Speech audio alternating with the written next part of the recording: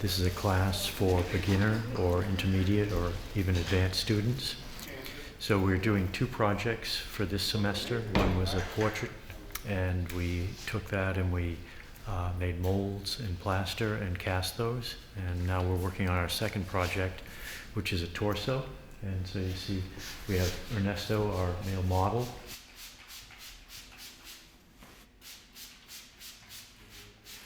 This is my second time taking the class with Professor Gerry Hoag in the figure workshop. And the reason why I'm taking it is by day I'm a software engineer, so there's frankly something nice about once a week getting my hands in clay and getting dirty and doing something tangible. We began by creating these armatures. So you see over here, this is an armature which is of a life-size scale. It's made out of plumbing pipes and wood and wire, and it's basically what's inside of this at the same scale, which is a life-size piece by one of the students in the class. So you can kind of visualize how that is existing inside of here.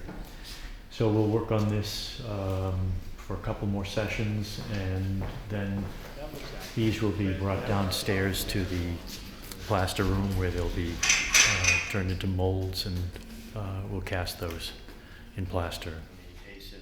And then coming down and being. So I would use the block sort of aggressively to build up some volume. So what I want you to do is to... The work that I've been doing is really learning just how to represent the figure. This is my first art class since I was in college many years ago.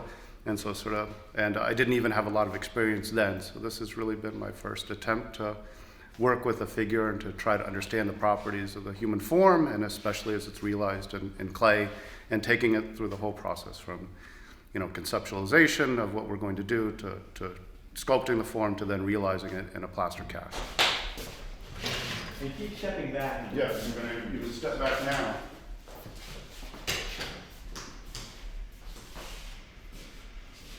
Yeah, that looks too high.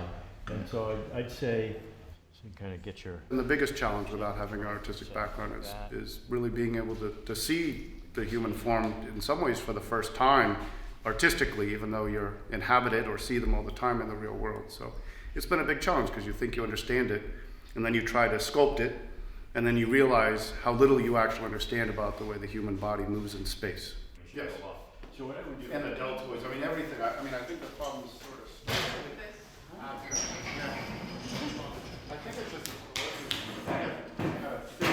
Yes, that does dip way too far back.